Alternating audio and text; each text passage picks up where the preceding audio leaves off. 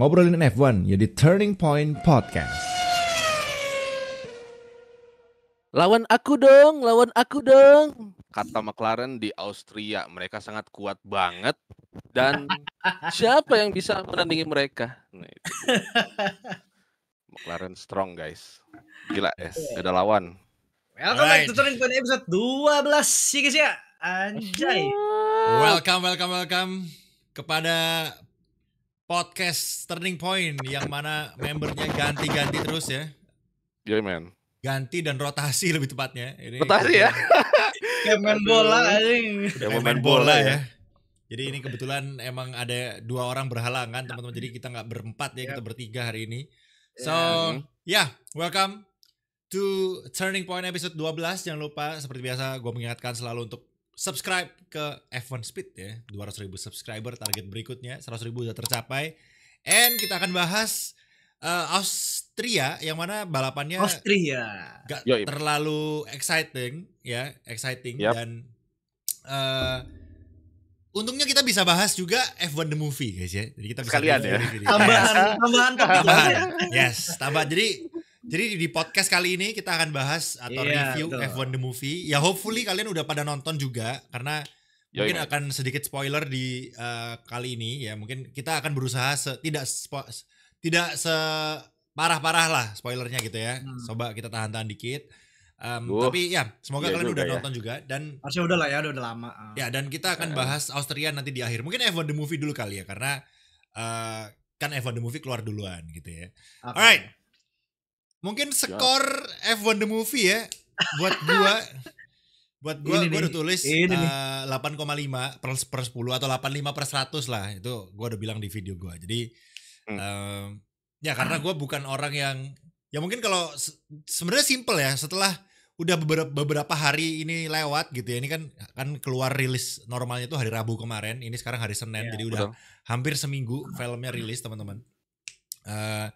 Dan kesimpulannya adalah kalau nonton itu jangan bawa logika F1 guys ya, itu doang sebenarnya. Kalau kalian bawa logika F1 ya tentunya akan bete gitu. Maksudnya kayak kok gini kok gitu. Jadi enjoy the movie gitu. Dan gue kebetulan tipikal orang yang kalau nonton film gue nggak terlalu yang logika banget gitu. Gue enjoy aja movie-nya. Mungkin maksud gue kalau logikanya yang super nggak make sense ya pasti gue notice gitu. Tapi kalau misalnya logikanya masih nyerempet doang gitu, ya mungkin gue masih nggak sadar lebih tepatnya gitu. Kayak setelah orang yang ngechat gua di DM tadi pas movie ternyata kok ada adegan gini baru oh ya juga ya gitu, baru gua ngeh gitu. Awalnya pas gua nonton mah gua enjoy seru-seru aja gitu. Jadi ya untungnya gua tipikal orang yang nggak terlalu detail gitu soal kalau nonton film gitu ya. Mungkin kalau orang yang detail apalagi fans F1 yang super duper fans yang ngerti banget technical F1 gitu mungkin kayak langsung wow cerewet banget gitu langsung. Jadi ya tapi gue rasa kebanyakan orang lebih ke arah kayak gue lah ketimbang yang technical gitu kan. Teknik kan beberapa orang doang yang ngerti yang bener-bener technical lah ya gitu. Jadi 8,5 dari gue. Dims nonton duluan sehari sebelum gue nih. Iya, kebetulan gue dan yang lain-lain yang di Jakarta kebetulan kita ke premiernya di Gantia City. Iya, gue gak bisa lagi gara-gara dari Surabaya. Surabaya guys. Nonton bareng sehari sebelumnya. Kalau kata Mike, lu POV sebagai apa penonton yang gak detil banget ya? Gue akan kasih 2 POV. POV as F1 fan, real F1 fan sama fans baru. Sisi positifnya adalah ini positif banget sih. Buat fans F1 baru ini bagus banget filmnya. Lu bakal bisa tahu apa semua yang terjadi. Kalau lu mau balap F1 lu harus ngapain, latihan yang ngapain aja dan latihan sekelas apa dan banyak banget kayak behind the scene kehidupan orang tuh yang nggak tahu gitu. F1 tuh ngaruh loh di pikiran di kehidupan belakangan itu loh. Di kehidupan lu tuh ngaruh buat balapan lu distract dikit langsung ngaco. And then kalau kita nilai dari sisi POV fans baru mungkin wah ini 8,5 sampai 9 sih oke banget sih. Hollywood Hollywood of course karena ini filmnya Hollywood pasti harus ada, Hollywood F1-nya dan juga direct by Lewis Hamilton. Jadi gue nggak lihat tuh scene orang nutup helm full face begini pakai telapak tangan plak gitu pakai jari bro. Itu detail orang pembalap yang beneran. Kalau sebagai F1 fans kita pasti ngelihat itu beberapa CGI-nya guys ya. Gue gak masalah sih malah kalau CGI-nya bagus. Tapi sih yang gue itu apa? Bagus banget. Yang di Monza itu spoiler nggak ya nih? Ya nggak apa-apa lah, tipis-tipis lah. Jangan spoiler exact scene-nya, tapi mungkin ya kalau enggak. Cuma sirkuitnya gitu kan orang nggak apa-apa. Aja. Lagian berusaha nahan. Filmnya lama kok, filmnya lama 2,5 jam, lu orang lama, pasti nggak bakal ke-spill juga. Di Monza tuh ada scene yang harusnya battle-nya mobil siapa di real life, tapi diganti mobil itu keren banget coy. Hampir nggak kelihatan editannya. Iya. Kalau dari kita sih ya mungkin yang fans F1 banget sih ya maybe kalau kita pakai logika ya 6,5 7 kali ya. Tapi overallnya 9 karena kita ini kan target marketnya untuk jembatan orang buat nonton F1 kan sebagai F1 fans yang baru. Regi Ardansa. Oke. Lu nonton hari apa, Reg? Gua nonton hari Rabu. Hari Rabu. Oh, the day one. Sama gua. Iya, day one. Ini bareng komunitas ini guys. Ini si apa yang kemarin orang buka nobar balap itu. Iya benar-benar nonton balap tuh dapat ininya guys, merchandise ya. Gokil. Oke, Anjay. Keren dapat hadiah ya. Gua mau ngasih nilai 8 ya sebagai kacamata penonton ya, bukan F1 fans karena seru banget. Bener ya, jadi ini buat jembatan orang yang baru mengetahui F1, jadi kayak gimana gitu ya F1. Ya jangan lihat yang lebih teknikal dari itu sih, kalau misalkan yang awal-awal pasti bakal wah, karena apa? Karena gak bakal gue ini ya. Seru banget asli, dan actionnya dapat, terus juga dramanya dapat, jadi banyak hal yang unexpected gitu ya. Bukan dari Formula 1-nya aja, tapi tentang karakternya itu sendiri gitu ya. Keren banget. Yang ngepen sama Brad Pitt ini pasti sangat wow gitu ya dengan perannya di film tersebut. Gue sih suka ya, dan yang baru banget ngikutin F1, gue jamin sih ini benar-benar recommended buat kalian tonton. Seru sih asli. Skor berapa dari lu berarti? 8 dong, 8 ya? 8 cukup ya. Oke, jadi ya lah rata-rata tinggi lah ya. Dan mungkin breakdown dikit ya tentang filmnya. Mungkin apa yang membuat film ini menarik. Kalau menurut gue pribadi, gue kan anak visual ya. Gue kuliah DKV teman-teman. Jadi ya gue sedikit ngerti lah beberapa sinematografi, teknik-teknik sinematografi. Dan menurut gue di film F1 ini sinematografinya sih bagus banget ya. Bagus banget. Iya, apalagi dibalut dengan sound design-nya sih yang juara sih. Sound design menurut gua itu bikin lo. Terngiang lagunya Gua nonton di IMAX. Kalian kalau belum nonton harus nonton di IMAX guys ya. Atau kalau misalnya kalian udah nonton di bioskop yang biasa, pergi lagi nonton di IMAX guys kalau ada waktu ya. Atau kalau ada di kota kalian kan, soalnya nggak semua kota ada IMAX ya. Betul. Jadi kalau misalnya ada IMAX wajib IMAX karena kayak suara komentator, suara mobil itu semua menggelegar di studio IMAX. Karena IMAX kan sound systemnya tuh beda ya. Sound systemnya tuh beda. Jadi ngeong-ngeong ya. Jadi suaranya around you. Jadi gue pertama kali denger suara komentator yang waktu di scene awal, yang mana itu di balap selain F1 ya. Gue takut nge-spill. Jadi ya hati-hati Pak. Balapan awal lah. Itu kan komentator langsung. Itu gue menurut gue scene awal-awal itu kalau ibarat kalau video TikTok itu hooknya gitu. Dan dan scene awal itu menurut gue the best sinematografi balap ever menurut gue. Jadi karena ya mungkin ya ini mungkin debatable lah. Cuma menurut gue kemarin scene yang fireworks-nya ya udah gue spill aja lah bodo amat. Fireworks itu gila. Jadi itu gak terlalu dalam sih. Jadi menurut gue itu yang menurut gue wow, dan malah gue gak kepingin masuk ke F1-nya malah. Itu bukan balap F1, itu balap ini aja dah gitu. Gue jadi penasaran gitu. Gimana kalau seri balap ini dibikin filmnya kayaknya bagus juga gitu. Karena yang bikin bagus tuh kemarin karena night race gitu. Jadi mungkin kayak kesannya lampu-lampu gemerlapnya itu bagus banget gitu ya. Jadi intinya scene yang pertama itu hooknya dapat. Makanya ketika kita nonton kita langsung gila keren banget. Nah nanti yang belakang-belakang kalian jadi ketutup gitu sama yang depan itu. Jadi ya yang setelah yang di F1-nya bagus, cuma maksudnya gongnya menurut gua malah di awal ya, menurut gua ya. Iya.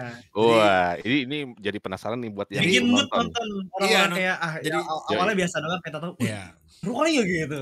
Tapi tetap kalau kalian orang awam pasti ngelihat battle di F1-nya tuh pasti ya gregetan gitu, pasti. Betul. Soalnya kan banyak aksinya gitu battle-battlenya kan. Jadi sama apa ya, banyak diambil dari kejadian-kejadian di real life juga, scene-scene yang ada di F1, kecelakaannya dan lain-lain itu semua terinspirasi dari real life teman-teman. Jadi masih make sense gitu loh. Makanya menurut gua nggak terlalu yang mematahkan logika gitu, nggak terlalu yang science fiction gitu, kayak misalnya mobilnya tiba-tiba terbang F1, nah itu kan nggak logis gitu kan. Ini nggak ada kayak begitu-begitu, nggak ada guys. Jadi bener-bener make sense lah gitu, make sense lah. Karena Lewis direkturnya, jadi bener guys.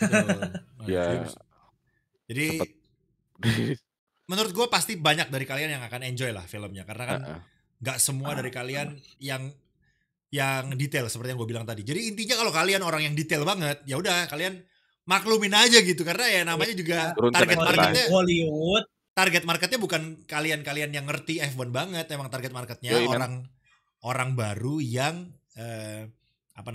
yang mau atau digait untuk nonton atau tertarik dengan F1 gitu kan. Karena betul. Kan mungkin olahraga, karena F1 kan juga pas nih momentumnya lagi naik juga gitu kan. Jadi jadi menurut gue ini momen film F1 ini kayaknya bagus banget gitu sekarang keluarnya gitu ya. Jadi, setuju. Tapi menurut kalian plotnya gimana? Story-nya gitu. Story-nya kalau dari mana dulu? Story-nya kalau gue dari karakter utamanya sih. Itu benar-benar jadi punya tujuan. Dia punya tujuan, jadi bukan nggak nyambung gitu ya. Tapi ada masuk akal ada gitu ya. Dia bukan sekedar mau jadi pembalap F1 gitu ya. Wah, ini gue harus hati-hati dikit. Jadi ada tujuan dikit, ada tujuannya dia untuk bisa join ke F1 tuh ada tujuannya, dan emang vibes-nya itu cuman satu tujuan itu gitu ya, si karakternya itu. Seru gitu, dan ternyata ada ininya ya, ada tahapan ceritanya gitu ya, terus dikasih tahu background-nya juga gitu ya, kenapa bisa A, kenapa bisa B gitu ya, gitu. Suka sih. Cara story ya, story oke. Menurut lo oke? Oke, gue oke banget. Oke, Dims, menurut lo gimana cara story-nya? Bagus sih, bagus aja. Yang gue kalau soal kalau dia mah tahu kan, orang-orang tahu kan. Kalau orang-orang ceritanya itu, dia ada ceritain pembalap yang comeback, ada kan itu di trailer. Ada. Itu apa kan? Itu apa? Intinya ini seru banget karena kayak wah anjir, lu bayangin pembalap udah pensiun 30 tahun balik ke F1 dengan modern, kayak wah gila sih, itu plot twist banget, kayak belajarnya nggak gampang coy. Berawal dari mobil yang basic jadi mobil yang sekarang tombol di mana-mana. Ya secara cerita bagus lah, karena basically kalau kita bilang cerita film olahraga teman-teman, itu pasti ya dari kalah ke menang udah gitu doang, tinggal ditambahin dia dari titik A ke titik B kan, kalah ke menang. Nah tinggal ditambahin dari titik A ke B itu prosesnya gimana, serunya itu di situnya. Nah untungnya menurut gua di film F1 The Movie ini ya beberapa orang bilang mungkin terlalu banyak crash mungkin. Tapi ada beberapa yang juga enjoy juga, karena mungkin crash menurut mereka seru kali ya. Banyak crash kan seru. Kan? Cuma kan mungkin ada beberapa orang di real life kan crashnya nggak sebanyak itu gitu. Ini dikit-dikit crash gitu ya. Mungkin kayak gitu. Tapi ya itu balik lagi preference lah orang-orang. Cuma kalau overall gue lihat komen-komen orang-orang di internet dan lain-lain, mereka bilang filmnya bagus gitu. Jadi layak lah kalian tonton guys. Jadi sekali lagi wajib nonton, karena siapapun kalian lah, yang terutama yang penonton F1 ya, karena jarang-jarang guys ada film F1 bro. Kita beneran lagi. Dan ini beneran real. Jadi kayak kapan lagi mau mau sejelek apapun filmnya, menurut gue tetap kalian wajib nonton gitu. Dan untungnya ini filmnya nggak jelek ya. Dan kalian bisa cek di IMDb, itu skornya tinggi guys gitu. Jadi berarti kan itu yang nilai kan penonton normal ya, maksudnya yang mungkin nggak yang terlalu global gitu, yang bukan fans F1 banget gitu. Jadi ya berarti menurut orang awam mah bagus gitu filmnya. Jadi layak kalian tonton sekali lagi. Dan yang gua paling suka adalah nggak terlalu banyak romansnya. Itu yang gue takutin awalnya. Yang gue takutin ada sih, tapi dikit. Ada, tapi maksudnya oke gitu loh. Nggak yang lebay gitu, nggak yang lebay romansnya gitu kan. Dari satu film scene romansnya tuh cuma nggak sampai 5 gitu loh. Jadi bagus. Hitung jari ya. Hitung jari. Jadi maksudnya mereka fokus ke detail-detail F1-nya. Jadi bukannya romansnya. Ya romans tuh cuma bumbunya aja lah. Ditambah gue udah ngomel di video gue nih. Di romance itu kan pakai lagunya Rose tuh yang Messi. Messi aja. Iya. Judulnya Messi anjing. Iya bener. Messi. Cuma SSC ya. Cuma masalahnya lagu itu udah ada dari beberapa bulan lalu dan dipakai orang-orang buat transisi jadi dugong, tau gak lu? Lihat dia lagi.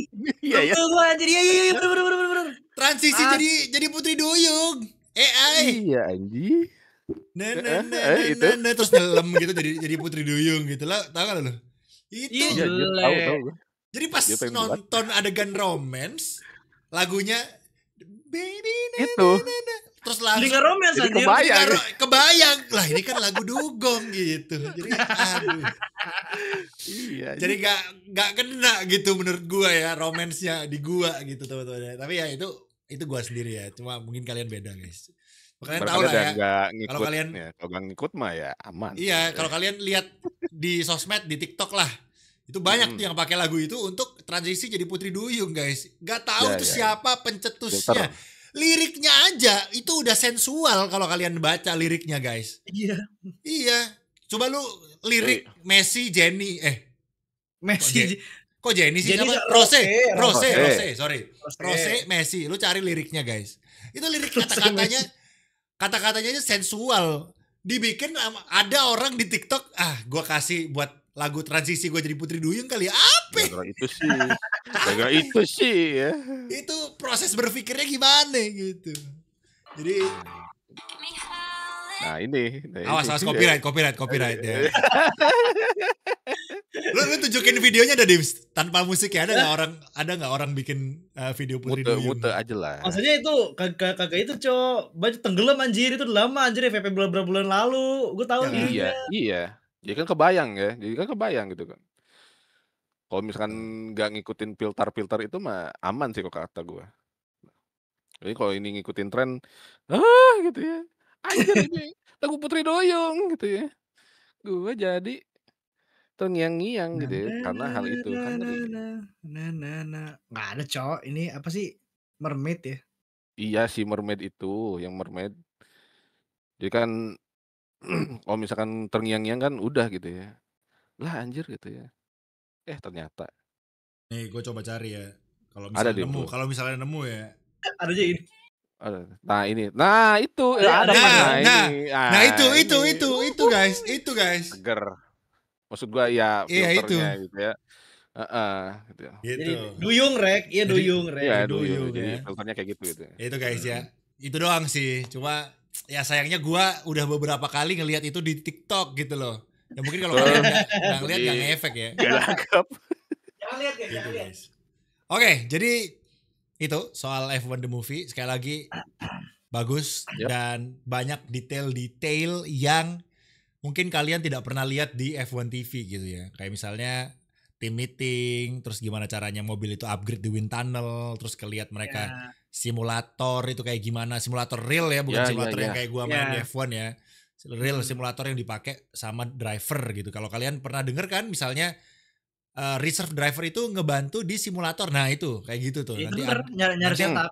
Nanti ada di scene-scene F1 itu. Jadi kalian bisa tahu di luar balapan ngapain aja sih kerjanya.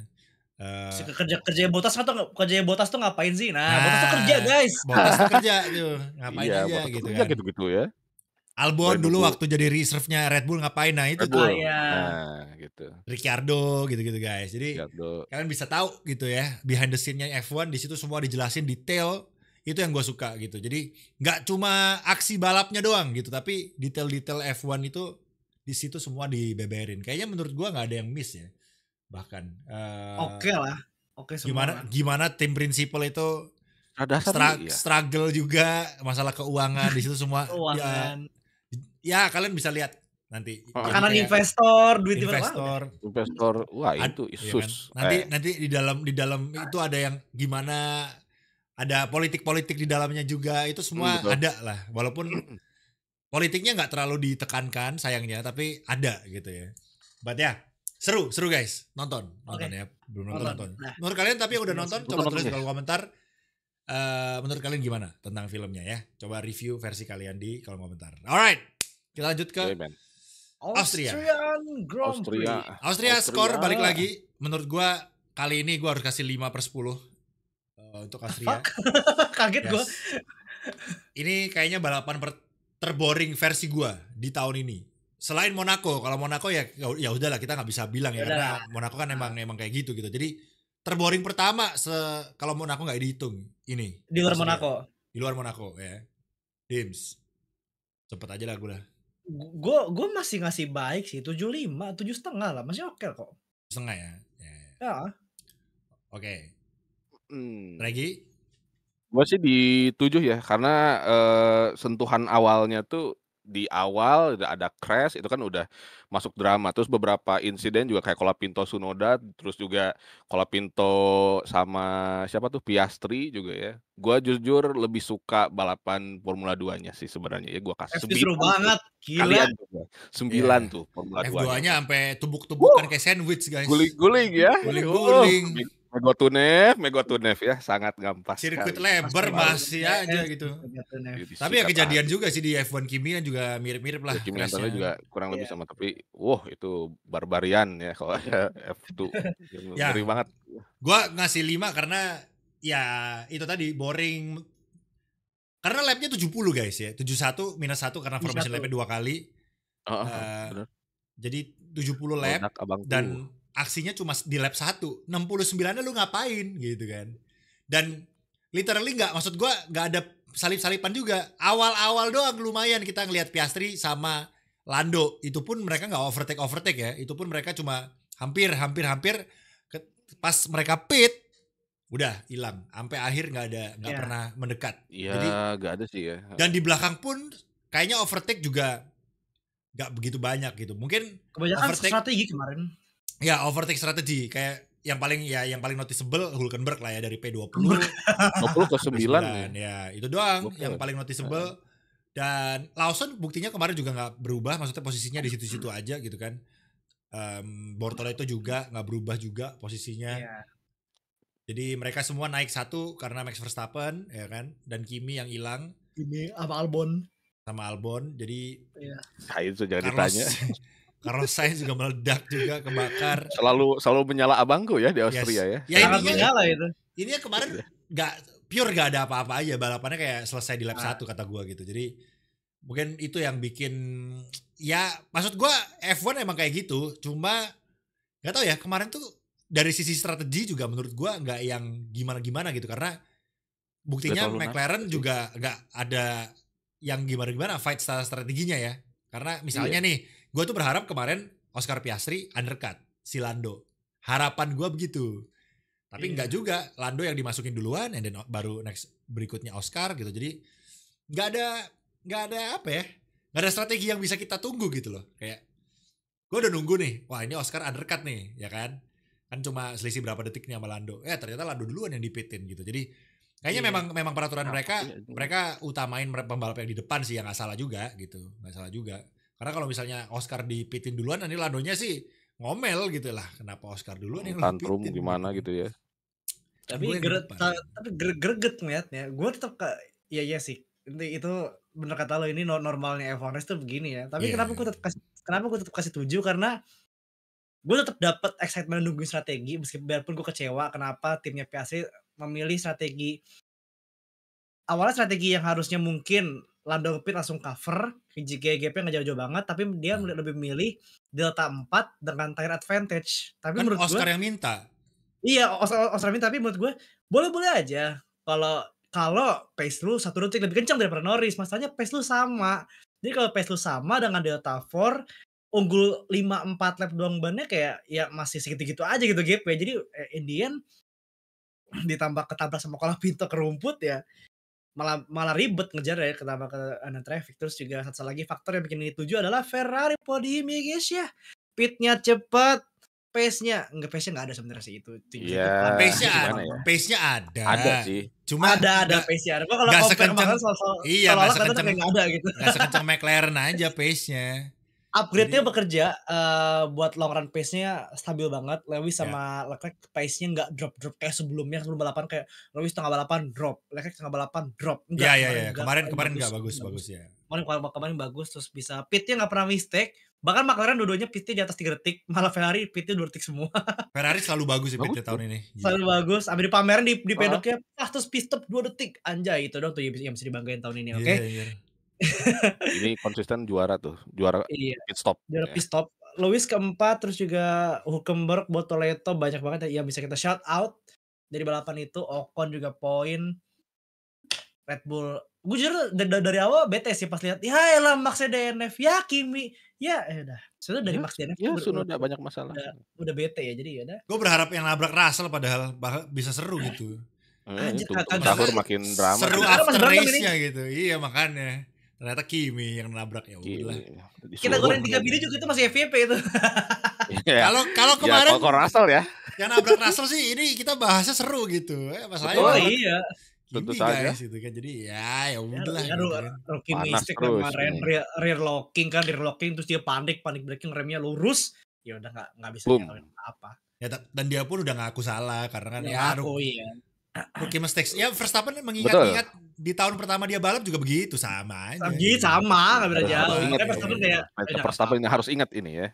Dulu Verstappen kayaknya juga enggak peduli karena dia mau nonton 24 hour of Spa, yang mana tim dia menang. Tim dia menang anjir. Jadi bodo amat ya gue mending nonton 24 Spa gitu ya. Tanyain, gimana Ferrari yang pace-nya tambah kenceng nih? Gue gak nonton, gue nonton 24 Hour of Spa. Gak peduli dia, anjir gitu ya. Gak peduli dia. Coba, kayaknya kalau reporter tanya, gimana nih satu poin lagi, klausul P4 bisa aktif nih. Oh gak tahu, gak peduli juga gue kayak gitu dalam Verstappen. Ya udah. Kurang lebih ya. Maksud lu gambaran pembalap, sesungguhnya pembalap dia. Pembalap yang biar pembalap tanpa PR, tanpa interview, tanpa sosmed bla bla bla, dia pembalap udah. Tapi pure. Lu bisa kayak gitu kalau sekencang Verstappen ya. Iya, kalau jangan coba-coba. Kalau lu jago pembalap yang cuek kayak Verstappen bebas karena lu jago. Gak apa-apa. Tapi kalau misalnya Colapinto gitu kita bilang, terus lu kayak Verstappen gitu, gue bodo amat lah, pokoknya gue balap doang. Wah nggak mungkin, lu harus makin gak naik dia. Nggak sih kalau Colapinto nggak dihujat sih, fansnya banyak bro. Jangan. Bisa diserang balik aja, bahaya aja. Ternyata netizen Argentina nggak sudah sama kita ya. Serem. Iya anjir, ngeri itu. Ya misal kita ambil contoh siapa? Bortoleto dah. Rookie ya. Gitu. Terus dia selengean gitu, tengil gitu, bodo amat gitu. Lu sape gitu kan. Atau siapa? Joshua Pierce. Kalau Joshua Pierce mah ini PR banget dia. Ada kamera langsung. Awas ini. Jadi ada di trailer sih, ada di trailer. Yoi. Jadi awan. Jadi cuma bisa kayak gitu itu cuma Verstappen guys ya, karena dia jago. Verstappen bener. 4 kali. Lu sombong asal lu jago enggak apa-apa. Ya enggak apa-apa, sombong jago. Untuknya Lewis orang media banget ya Lewis, jadi dia enggak yang kayak gitu. Tapi akhir-akhir ini Lewis juga kalau jawab ditasi pertanyaan jawabnya juga malas-malas sih, karena mungkin dia frustasi sama Ferrari. Sarkas ketawa-ketawa gitu, kayak ketawa nggak tahu gitu loh jawabnya. Cuma kemarin di Austria si Fred gak datang ya kan, karena personal reason gak tahu apa. Gue belum dapat beritanya, intinya personal reason doang. GP gak datang pas banget. Max juga gak balap, ya udah gitu kan. Ya udah ngapain juga kan. Kebetulan gitu ya. Iya kan, jadi dia gak kerja banyak penggantinya. intinya kemarin tuh balapan kayak ngasih statement gitu. Oke, mobil nomor 1 sekarang McLaren, mobil nomor 2 sekarang Ferrari. Udah gitu. Jadi sesuai klasmen konstruktor. Sesuai klasmen aja gitu kan. Tinggal Mercedes mobil nomor 3. Aneh banget loh. Kemarin tuh Mercedes ke Ferrari ke Lewis jauh banget, hampir 1 pit stop kan. Waktu finish ya. Jaraknya iya ya. Bandingin dengan 1 race sebelumnya, which is Kanada. Itu kan gak masuk akal gitu. Di Kanada kan kenceng banget tuh si Russell kemarin sama Kimi, ya kan? Iya. Terus dia gak ada pace sama sekali, Mercy. Kenapa ya? Ya suhu. Apa sih? Ngarap suhu ya? Oh iya panas. Kan kemarin Alonso udah bilang, ini buruan nih, formation lap udah 200 derajat nih kata Alonso kan. Panas banget gitu kan. Oh anjir. Iya. Jadi ya itu Mercy langsung jelek banget panas. Anjir langsung. Drop, Jadi kita bisa tahu nanti di Singapura mobilnya Mercedes bisa kemungkinan meledak guys ya. Ya pernah bisa pakai kemarin. Jadi kalau besok di Silverstone kenceng, jangan serang dulu guys. Silverstone emang dingin. Nah, ke track selanjutnya Azerbaijan atau di mana? Nah, kita ketahuan performa sebenarnya itu. Ya, Silverstone. Ya gue nggak tahu suhu Silverstone biasa dingin ya. Karena itu bisa dingin. Lewis Hamilton tahun lalu menang kan Lewis ya? Tahun lalu menang. Lalu menang. Iya. Karena itu. Jadi kita bisa melihat Mercedes comeback besok di Silverstone kayaknya ya. Karena dingin. Karena dingin. Kalau sebetulnya panas. Betul. Tergantung temperatur juga sih. Aneh banget ya. Mesinnya bisa tergantung temperatur itu loh. Aneh banget menurut gue. Kok bisa gitu kan? Apakah kepadatan udara atau gimana yang membuat saluran mesinnya tuh bisa plong atau ya gue nggak tahu sih ya. Kalau bahas masalah teknis mungkin kalian yang ngerti bisa menjelaskan teman-teman kenapa kok betul ada pengaruh di suhu gitu loh. Tapi kalau kalian ngerti ya harusnya Mercedes bisa memecahkan itu ya. Ya Mercedes harusnya lebih ngerti dia atasnya. Ya. Kenapa Mercedes? Ini Mercedes 3 tahun guys dari 2022 sampai sekarang kagak terpecah-pecah tuh masalahnya. Ya tapi kan biasanya netizen si paling paham Dims. Itu kita coba cari. Biasa kita cari. Boleh tuh jadi staffnya Mercedes ya. Boleh banget nanti. Kalau ada ngasih solusi. Ya udah mau copot aja cover engine-nya. Nah, itu. Plot twist ya. Plot twist banget. Ya udah, Bang, kasih aja es batu di mesinnya. Hei. Pukul nih. Oke. Jadi ya coba mungkin kalian kalau bisa ngerti atau kalian mungkin yang kuliah di bagian engineer gitu kan. Bener. Bisa diawali penerus staff. Bisa diawali dengan komennya tuh sepengetahuan gua, mungkin gua bisa salah ya. Ini biar tunggu.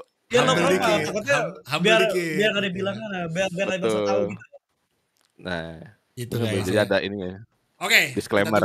Disclaimer dulu. Oke, jadi itu ya kita kemarin ngelihat balapan yang cukup unik ya karena tahun ini menurut gua balapannya sangat-sangat unik di luar McLaren ya karena setiap balapan itu yang naik itu timnya beda-beda gitu. Kemarin Ferrari nomor 2 walaupun emang habis upgrade ya. Tiba-tiba Kanada Mercedes yang kenceng. Nanti di mana Red Bull lagi yang naik gitu. Kayak tuker-tukeran gitu. Jadi seru. McLaren-nya doang nih yang dominasi gitu ya. Jadi ya bagus lah. F1 tahun ini walaupun dominasi McLaren tapi at least masih ada contender yang sekiranya bisa sekiranya kayak hampir ngejar gitu ya. Walaupun ini udah balapan ke 11 pertengahan. Jadi ya udah kalaupun Ferrari tiba-tiba kencang nih Dims katakanlah Dims. Telat gak sih bro? Udah telat bro. Poinnya jauh banget 370 something ke 200 bla bla bla. Wow, 100 lebih poin kita harus ngejar guys. Iya, menang terus 1-2 terus sampai akhir musim sih bisa kalau lu bisa terus. Kalau bisa tapi kan nggak mungkin gitu loh. Impossible.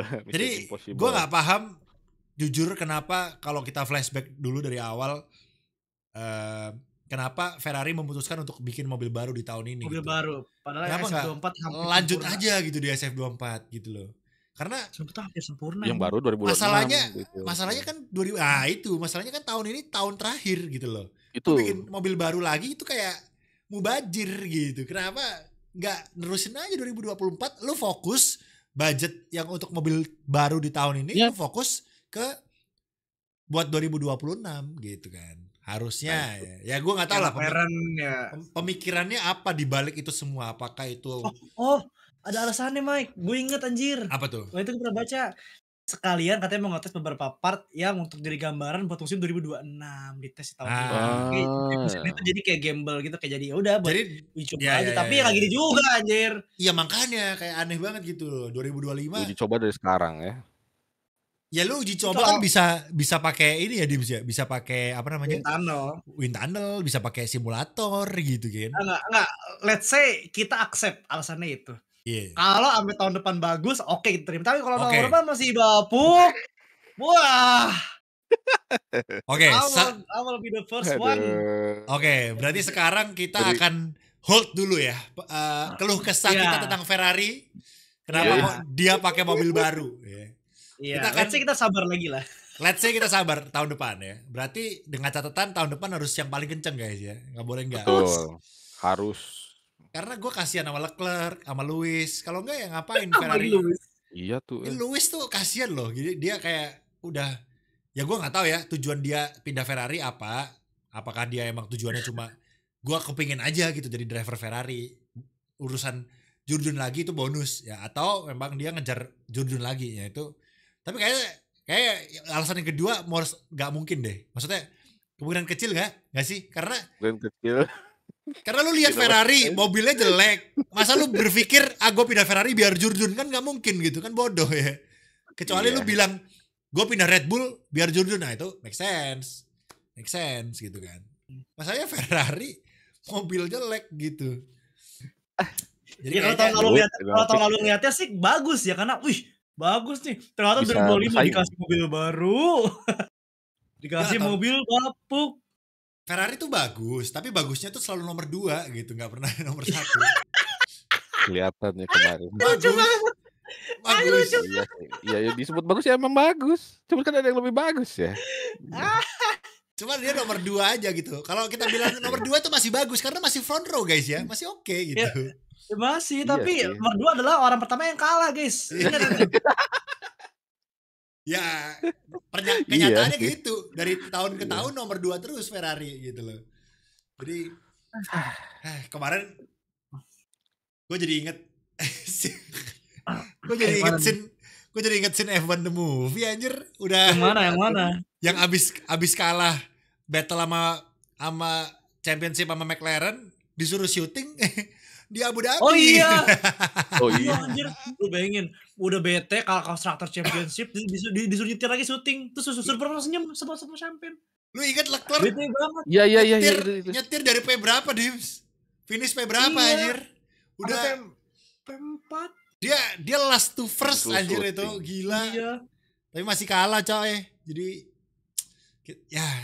ya itu F1 The Movie guys ya, kalian akan tahu. Ya ini scene-nya udah bocor lah ya, kalian kalau nonton F1 paling udah tahu ada scene itu, karena kan waktu kita nonton Abu Dhabi ada itu bocor tuh scene. Ada itu.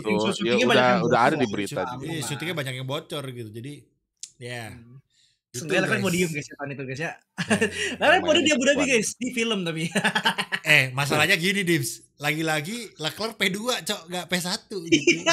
Mau di film, mau di real life, kagak ada Leclerc P1 bro, kagak ada, ya kan? Aduh, gue mau ngomong lagi sebenarnya itu pun podiumnya nggak podium pure, tapi spoiler jadinya.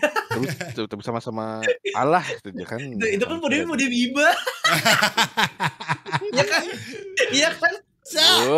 Udah kepalang ini guys.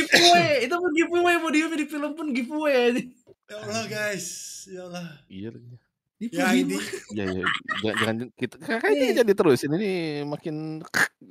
Intinya Ferrari selalu terpuruk, nggak di film, nggak di real life guys ya. Itulah Ferrari. Nah itu baru real life. Kita tuh sebagai tifosi kita harus legowo guys ya. Kalau tim kita itu cuma ada di F1 sekarang itu cuma ini ya, cuma aset legenda gitu guys. Sejarah. Gak ada Ferrari, gak ada F1. Tunggu tahun depan. Nggak tahu sih, gue nggak tahu. Tapi tunggu tahun depan. Gue jujur sebagai tifosi, gue udah di dalam fase legowo gitu. Kalau tim gue tuh tim yang cuma ujung-ujungnya cuma ada aja. Gue cuma happy tim gue tuh nggak jadi Williams gitu. Udah. Iya. Gue udah bersyukur dah. Kan mereka berdua sama-sama tim bersejarah nih. Ya Williams falling banget kan. Williams kan falling tuh. Ya gue udah bersyukur aja dah. Pokoknya Ferrari masih ada di depan gitu. Walaupun nggak P1 tapi masih P2, P3 masih oke gitu loh. Ya walaupun sekarang lihat McLaren gue iri juga sih, anjir nih tim McLaren bisa naik nih gitu kan. Malah ngalahin Ferrari duluan di WCC gitu. Tapi nggak apa-apa. Kita kalau kata Regi percaya proses guys ya, percaya proses. Itu hashtag Jadi, percaya proses pemirsa. Proses dari gue umur 7 tahun sampai gue 24 tahun S1 belum juara itu. Sampai gue gawe. Belum sabar ya, tuh. Mungkin nanti pas lu merit gitu baru Dims, baru. Ya betul. 2000 nggak tahu dulu.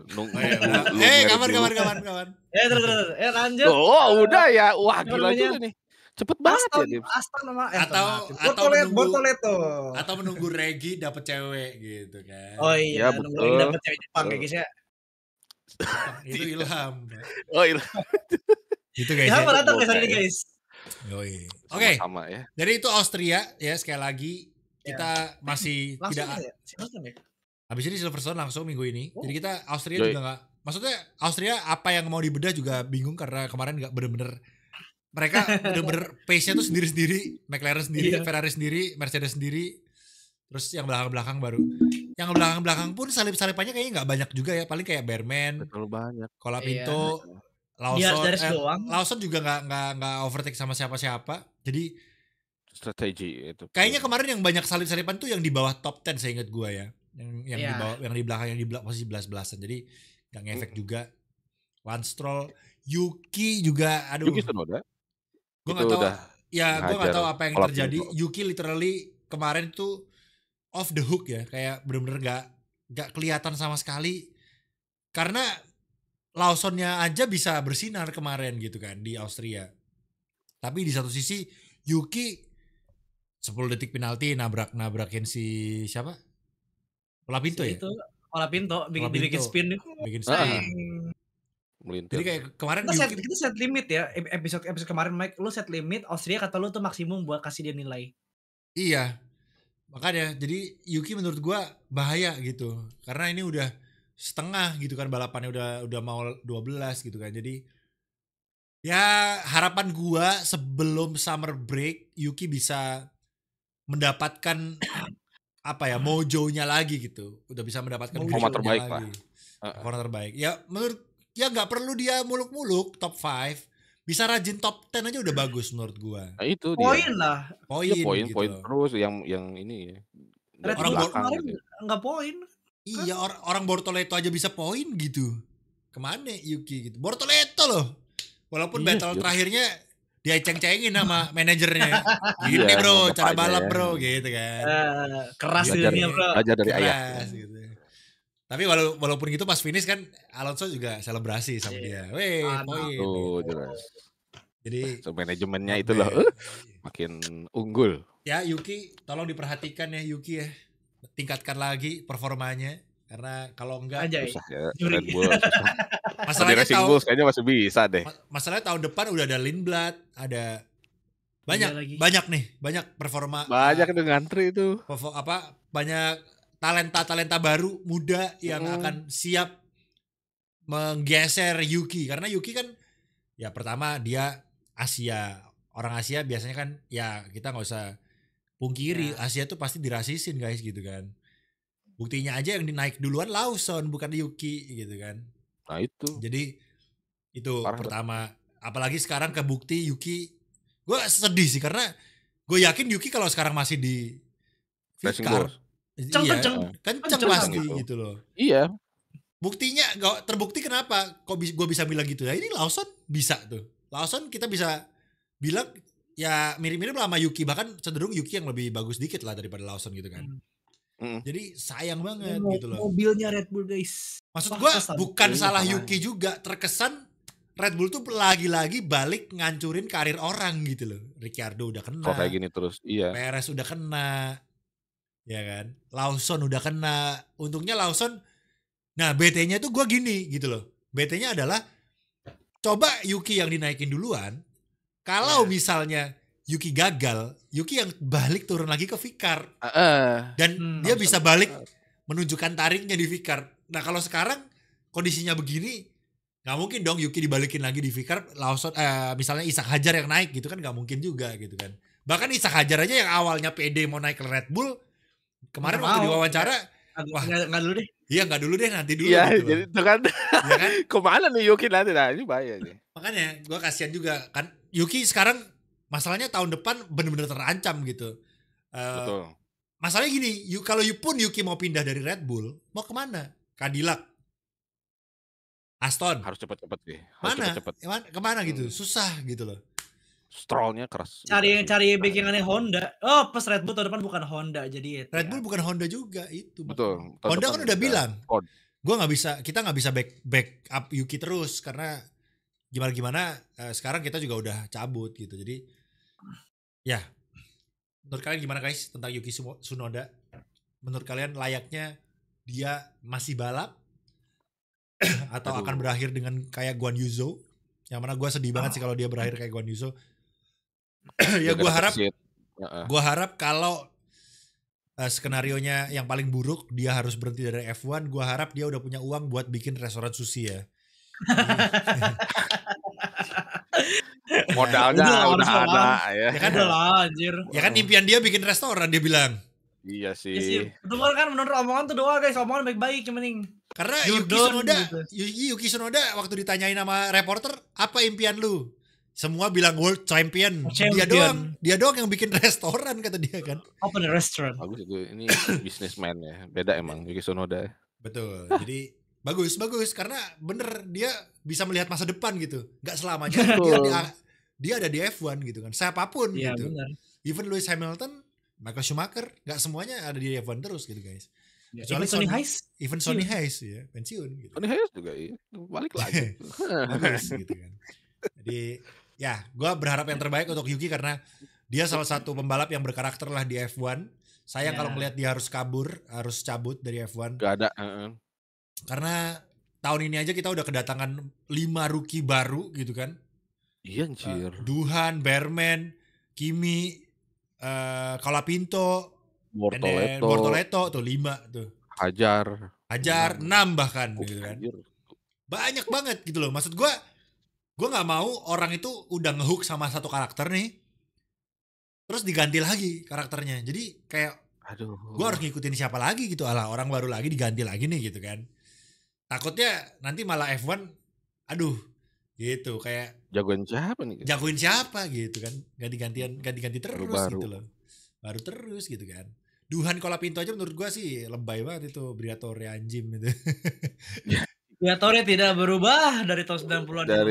Lihat Colapinto. Bedanya apa sama Duhan gitu kan. Ya bedanya Colapinto bawa masa Argentina sih. Lumayan. Bawa lumayan juga gitu ya. Bawa netizen gitu. Jadi lumayan. Bawa netizen. Oke lah. Silverstone ya teman-teman ya. Sepertinya harusnya udah itu aja. Ada yang kurang gak dari Austria yang belum kita bahas? Udah itu doang kok. Paling F2 crash yang halo once again save halo some life. Halo. Terima kasih banyak halo ya. Halo, udah itu doang. F1 race, Bortoleto kita bahas, Aston, terus Bortoleto Hülkenberg, udah semua. Hülkenberg tuh gue jujur kecolongan ya. Gue nggak tahu kapan dia bisa ke P9, sumpah. Gue nggak tahu. Strategi apa kayak golong di awal, and then di mid itu lagi battle banget kan, yang kita lihat si Albon berbattle sama si itu. Seinget gue strateginya si Hülkenberg nggak golong, go short ya, karena di awal dia pakai ban soft. Oh iya benar.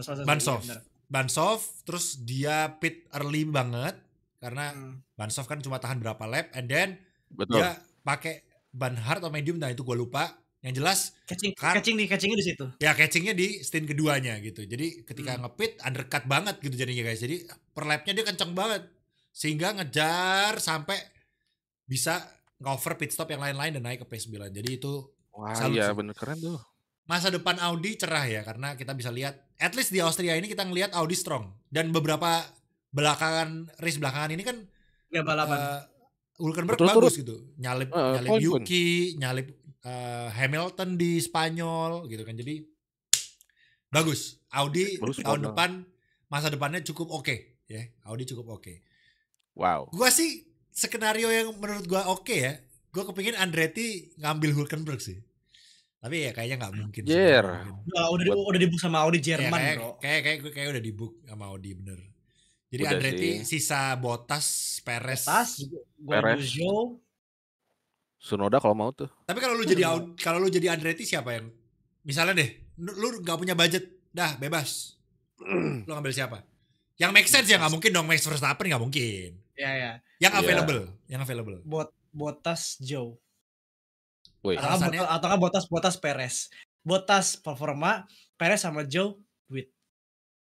Perez bawa duit ya, bawa KitKat ya.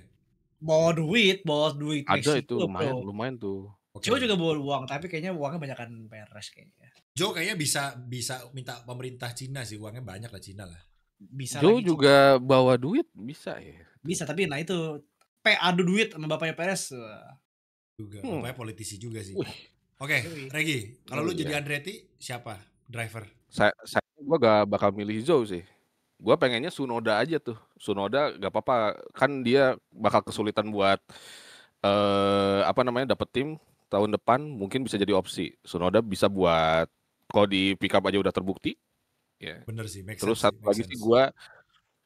satu lagi gue pilih ini gue bingung nih antara Bottas atau Perez, tapi gue lebih condong ke Perez sih. Wow, nggak ada Bottas. Gue juga Bottas Perez sih kayaknya kalau disuruh milih Bottas sama Perez ya. Apa gara-gara Perez spesialis midfield car gitu? Bisa aja kalau Bottas kalau kata gue ya. Terus juga mana udah beberapa minggu yang lalu atau beberapa hari yang lalu banyak notis Cadillac juga si Bottas ya. Tahu juga nih. Tapi gue sih lebih pilih. Bottas sudah nge-share dia Cadillac itu gimana anjir? Iya itu dia makanya. Itu makanya anjir apa di kode apa gitu ya. Penasaran gue. Yes. Antara dua itu deh gue. Betul. Jadi kurang lebih seperti itu teman-teman ya. Ngeri. Dan Lindblad masuk.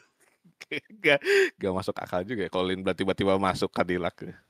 Ya kalau gue Perez sama Bottas paling. Tapi kalau misalnya disuruh milih salah satu ya gue milih Perez. And then mungkin satu kalau Zhou sama Yuki ya gue milih Yuki jelas gitu kan. Iya. Ya itu make sense kayaknya seperti itu. Dan ya mungkin menurut kalian gimana kalau kalian jadi Andretti, siapa yang bakal kalian pilih? Dan juga Mercedes juga rumornya mau menggabungkan Guan Yu Zhou. Anjay. Oh iya Bang. Lip. Iya lagi. Max Verstappen sama Russell ya.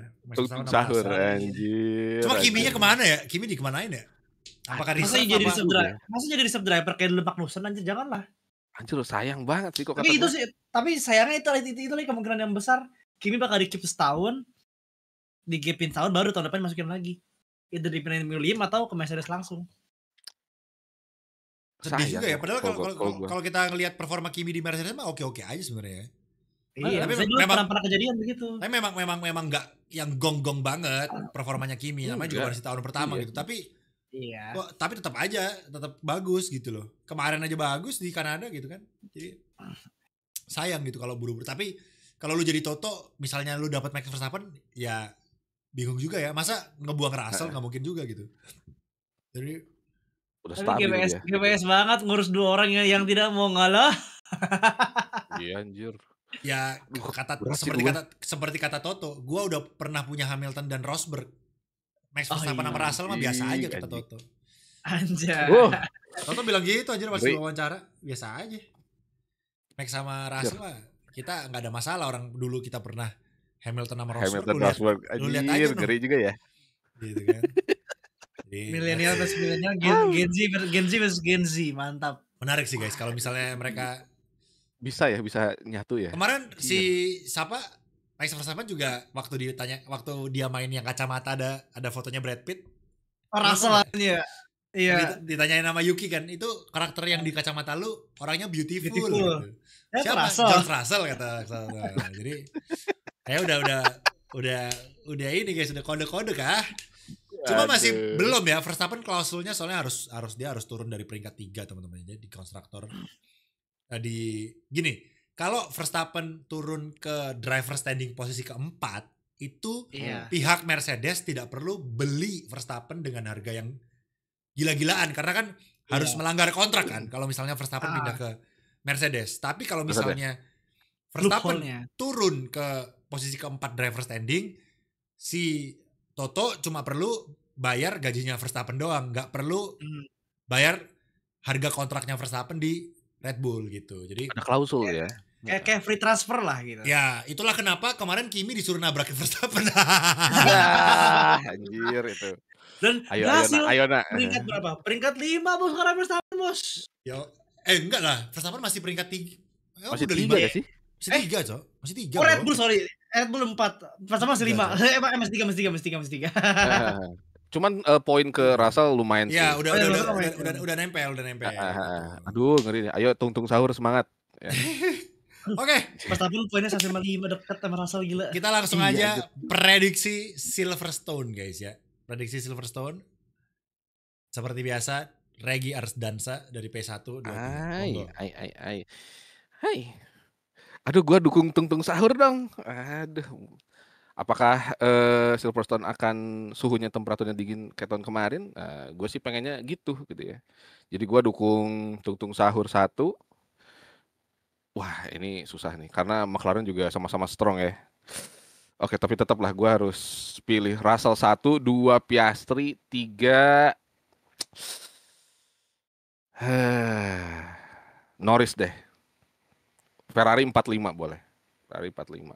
Verstappen 6 ya, langsung itu kegeser ya, 4 ya. Russell naik P3 tuh klasmen, seru tuh nanti. Makin panas Toto ya. Jadi itu aja. Cukup deng. Alonso top 10. Oh, Alonso top 10. Make sense. Kemarin di Austria top 10 ya. Bagus kok, sejak kartu baru bagus. Oke, Dims. I'm gonna go well this time. Wih. 3-nya Verstappen, 2-nya Piastri, 1-nya Lewis. Anjir. Lewis tidak pernah podium ya? Dari tahun 2000 berapa, Dims? 2014. Di Silverstone ya, Silverstone. Gila. Apakah ini akan memecahkan streaknya Lewis? Gua harap sih enggak ya. Gua harap Lewis besok podium. Enggak. Jadi podium pertamanya Lewis di Ferrari Silverstone. Woi, keren. Silverstone. Oh, 3-1, tapi kalau menang bagus tapi intinya podium lah besok. Podium ya. Oke, gua 1 besok Russell, 2 Leclerc, 3 Hamilton gua. Anjay. Itu dia Mike lebih make sense lagi daripada gua. tapi enggak ada yang mungkin. Ya kan namanya prediksi kan bebas. Bebas dong. McLaren besok trouble. Mana nih? Entah pit stopnya jelek, entah apes kena safety car, apapun itu. Trouble. Bukan nabrak, gue gak bilang nabrak ya. Gue gak bilang nabrak. Pokoknya trouble ya. Ada aja gitu. Nah itu prediksi. Verstappen mana nih? Verstappen besok P5 lah. P4-nya besok Kimi. Wih. Ya soalnya besok Mercedes ini dingin kan? Silverstone kenceng gitu. Iya. Dingin. Kalau sama kayak tahun kemarin mudah-mudahan. Besok Russell P1, tapi mungkin kalau misalnya Russell P1 mungkin ada kemungkinan kalau beneran ya, mungkin ada kemungkinan Leclerc yang P1 sih besok sih. Nah, ini ujung-ujungnya. Ya kalau ngelihat Austria kemarin Leclerc 1, Hamilton 2 loh. Kalau kemarin dihilangin McLaren-nya 1-2 loh itu kemarin. Coba ya Piastri hampir nabrak Norris itu kita hampir dapat 1-2 bos. Iya itu. Leclerc kan udah bilang, I was like yes, come on. Iya, ayo, come on. Kok garap ya. Guys, pembalap. Kalau kata Ditya Amum, F1 Speed nggak boleh doain pembalap crash. Itu aja pembalapnya kemarin doain. Kalau berharap mereka crash aja. Berharap aja. Kita udah ngingetin yang bagus-bagus ya. Pembalapnya kayak gitu anjir. Kurang ajar juga nih. Itu guys ya. Tulis prediksi kalian Silverstone. Ini salah satu sirkuit yang favorit gue teman-teman ya. Jadi ya kita akan nobar seperti biasa nanti jam 9 malam ya WIB. Jangan salah jamnya. Kemarin soalnya jam 8 balapannya. Tapi Silverstone ini jam 9 semua. Quali jam 9, race juga jam 9. WIB ya malam. Jadi jangan sampai salah. Oke guys. Thank you so much. Itu aja hari dari kami. Semoga menghibur. Semua bisa menemani hari kalian. Bisa menemani makan kalian biasanya. Kalian nonton sambil makan ya. Gue juga kalau nonton YouTube sambil makan sih. So ya semua bisa nemenin. Jangan sampai keselak, hati-hati, minum jangan lupa. Dan ya, itu aja hari dari kami. Kalau ada yang kurang, silakan kalian tambahkan di kolom komentar. Nanti kita akan kembali lagi minggu depan. Kita akan bahas Silverstone. Semoga balapannya lebih seru dari Austria kemarin. Oke? Itu aja. Thank you so much. Jangan lupa like, comment, subscribe F1 Speed. Bantu F1 Speed ke 200.000 subscriber. Mampir ke channel kita juga. Link ada di deskripsi. Thank you so much for watching. And selamat pagi, siang, sore, malam. Selamat menikmati. Bye.